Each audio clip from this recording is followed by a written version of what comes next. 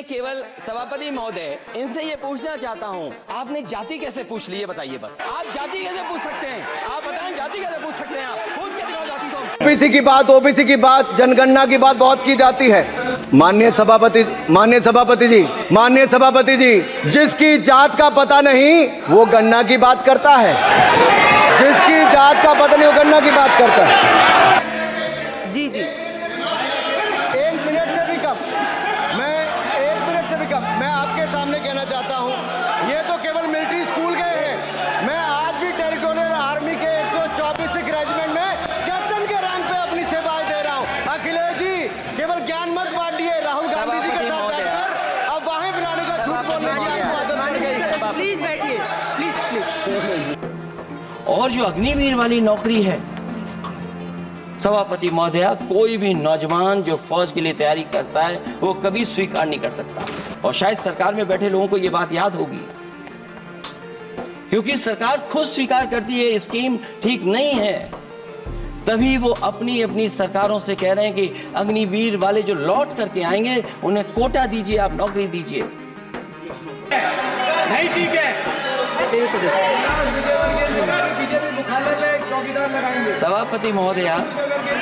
सभापति महोदया मैं बैठ जाता हूं, आप खड़े होकर के कह दीजिए अग्निवीर व्यवस्था अच्छी है।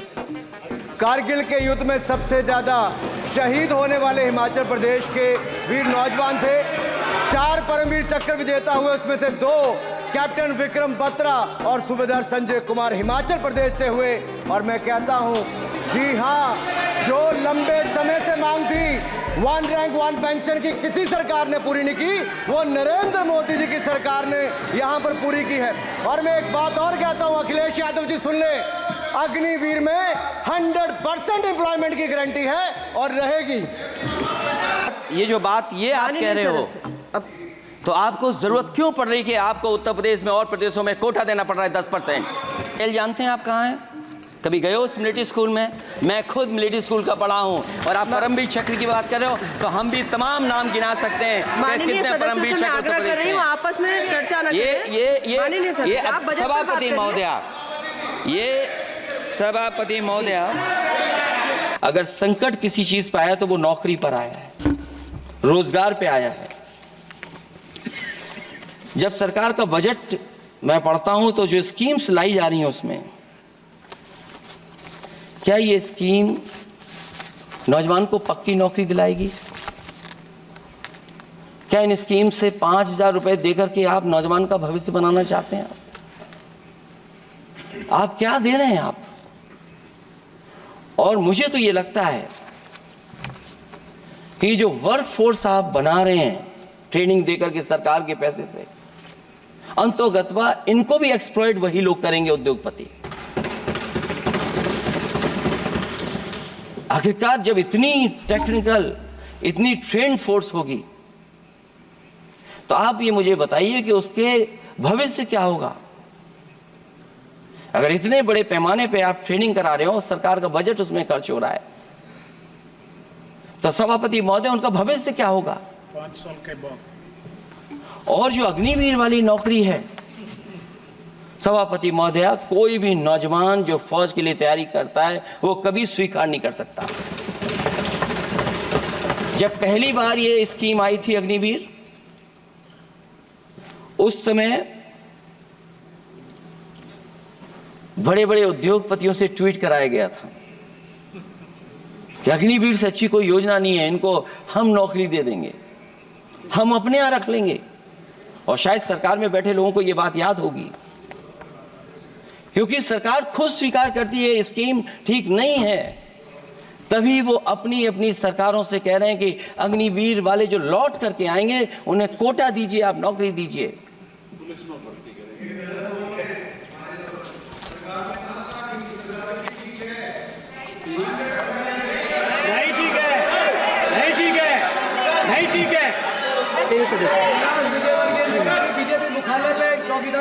सभापति महोदया मैं बैठ जाता हूं, आप खड़े होकर के कह दीजिए अग्निवीर व्यवस्था अच्छी है। मैं इस सभा में खड़े होकर कहता हूं, उस राज्य से तो हिमाचल प्रदेश से जिसने पहला परमवीर चक्र विजेता मेजर सोमनाथ शर्मा दिए। कारगिल के युद्ध में सबसे ज्यादा शहीद होने वाले हिमाचल प्रदेश के वीर नौजवान थे। 4 परमवीर चक्र विजेता हुए, उसमें से 2 कैप्टन विक्रम बत्रा और सूबेदार संजय कुमार हिमाचल प्रदेश से हुए। और मैं कहता हूं, जी हां, जो लंबे समय से मांग थी 1 रैंक 1 पेंशन की, किसी सरकार ने पूरी नहीं की, वो नरेंद्र मोदी जी की सरकार ने यहां पर पूरी की है। और मैं एक बात और कहता हूं, अखिलेश यादव जी सुन ले, अग्निवीर में 100% एम्प्लॉयमेंट की गारंटी है और रहेगी। माननीय सदा साहब अपनी बात सभापति महोदया, जो मैंने बहुत छोटा सवाल पूछा था, मैं दूसरी बात कहता हूं। अगर ये जो बात आप कह रहे हो, तो आपको जरूरत क्यों पड़ रही कि आपको उत्तर प्रदेश में और प्रदेशों में कोटा देना पड़ रहा है 10%? सभापति महोदय, बैठिए। सभापति महोदय, जहां तक परमवीर, रुजाइए,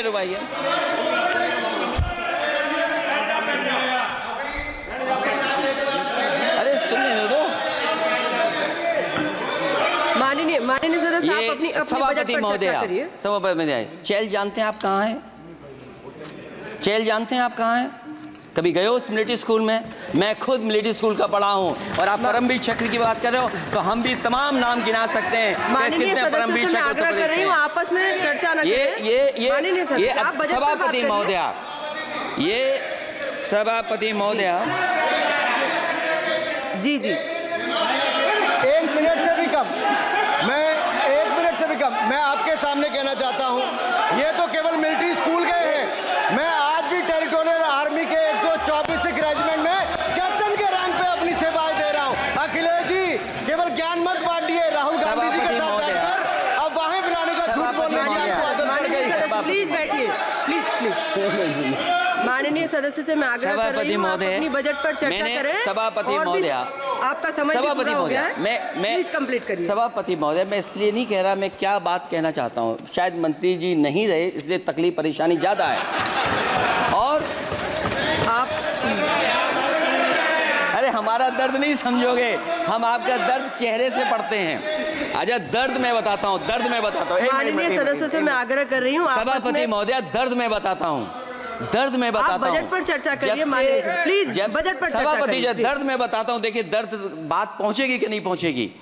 सभापति महोदया, उत्तर प्रदेश से जब से हारे हैं तब से कोई नमस्कार नहीं कर रहा है। तकलीफ वो है आपको। कंप्लीट करिए। वो वीडियो हमने देखा है कि कोई किसी को नमस्कार नहीं कर रहा है, कोई किसी को देख नहीं रहा है। चलिए, धन्यवाद माननीय। और जो अपने आप को बहुत ताकतवर कहते थे आप अपने आप को, जिसने हराया उसको नहीं ये हटा पा रहे हैं। अब बात समझ में नहीं आई ना? माननीय जिसने हराया उसको नहीं हटा पा रहे। और अगर सभापति महोदय, अग्निवीर व्यवस्था समाजवादी लोग स्वीकार ही नहीं कर सकते। आप बजट पर पूरी अपनी बात रखिए। सभापति महोदय, अग्निवीर स्वीकार नहीं कर सकते। आप अपनी जब भी चर्चा हम रखिए, सत्ता में आएंगे, साल 2 साल, ये चलने वाली सरकार नहीं है, गिरने वाली सरकार है, याद रखना आप। माननीय सदस्य, और देखिए, आप क्यों नहीं समझ रहे हो? साइकिल हमारा चुनाव चिन्ह है, साइकिल ही आपको सरकार चलवा रही है। जिस दिन साइकिल हट गई, आप कहां बैठे मिलोगे? और दूसरे हमारे साथी हैं जो हमें लेकर के यहाँ लाए थे। माननीय सदस्य, मैं आग्रह कर रही हूँ, कंप्लीट करिए। सभापति महोदय, मैं 2-3 बातें कहता हूँ यूपी को लेकर के, मैं मांग करता हूँ। कंप्लीट करिए आप। सभापति महोदय, चंबल एक्सप्रेस वे बनना चाहिए, क्योंकि देश का सबसे बड़ा एक्सप्रेस वे जो 1 लाख करोड़ का बना है, वो दिल्ली मुंबई से है। और यूपी को क्यों नहीं जोड़ रहे हैं आप? गंगा को लेकर के सब चिंतित हैं। गंगा की सफाई अभी नहीं हुई है। जो बजट गया पता नहीं कहाँ चला गया, किसी को नहीं पता। जैसे पानी बहा वैसे ही बजट भी चला गया। दूसरा, क्योंकि मंत्री जी बैठे हैं, वो जानते होंगे मंत्री जी कि देश की सबसे अच्छी लाइन सफारी बनी है इटावा में, और उस लाइन सफारी को बनाने में हम लोगों को बहुत समय लगा, क्योंकि एक लाइन सफारी, एनिमल सफारी अगर बननी हो, उसको बनाने में बहुत टाइम लगता है, बहुत जगह से परमिशंस लेनी पड़ती हैं। हम लोगों को परमिशंस नहीं मिली, और क्योंकि वो प्रोजेक्ट अच्छा है, एशियाटिक लाइंस की ब्रीडिंग शुरू हो गई वहाँ पर। ये सरकार इसलिए नहीं शुरू करना चाहती है क्योंकि वो समाजवादियों ने बनाई है। पहली बार देश में एशियाटिक लाइंस पैदा हो रहे हैं। नहीं, वहाँ पर इटावा में पहली बार हो रहे हैं और वो इसलिए नहीं शुरू कर रहे हैं। और वो शेर मैं बता दूं आपको, शेर आया था कि कोई और आया था, वो कहानी मैं नहीं पढ़ूंगा यहाँ पर, फिर मैं बोल दूंगा तो फिर कहोगे कि क्या बोल दिया मैंने, इसलिए मत बुलवाइए तो ही अच्छा है कि कुछ तो धन्यवाद माननीय सदस्य, धन्यवाद। कुछ मत बुलवाइए मुझसे। सभापति महोदय, मैं ये कहना चाहता हूँ कि लायन सफारी, एनिमल सफारी उस क्षेत्र की, यूपी की प्राइड है वो, कि पहली बार ब्रीडिंग सेंटर एशियाटिक वहाँ पर बन गया है। दिल्ली की सरकार और यूपी की सरकार मिलकर के उसको शुरू नहीं होने दे रही है। मुझे उम्मीद है कि उसको शुरू करवा देंगे आप।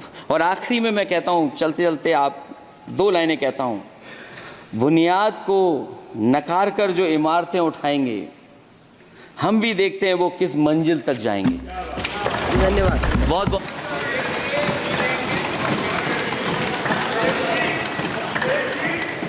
अखिलेश जी, कुछ ज्ञान माननीय विपक्ष के नेता को भी दे दीजिए। आपने अच्छा भाषण दिया, उनको भी सिखा दीजिए। हालांकि अयोध्या को मैंने कहा हम काम नहीं रोक रहे हैं, लेकिन सभापति महोदय मैं कहना चाहता हूं, इन लोगों का कौन टाउन प्लानर है, कौन आर्किटेक्ट है, मैं नहीं जानता हूं, लेकिन ये जब सरकार से चले जाएंगे तो विश्व की सबसे बढ़िया नगरी अगर कोई बन करके दिखाएंगे तो वो अयोध्या नगरी होगी। माननीय सदस्य, क्योंकि इससे बड़ा सम्मान और कोई नहीं हो सकता।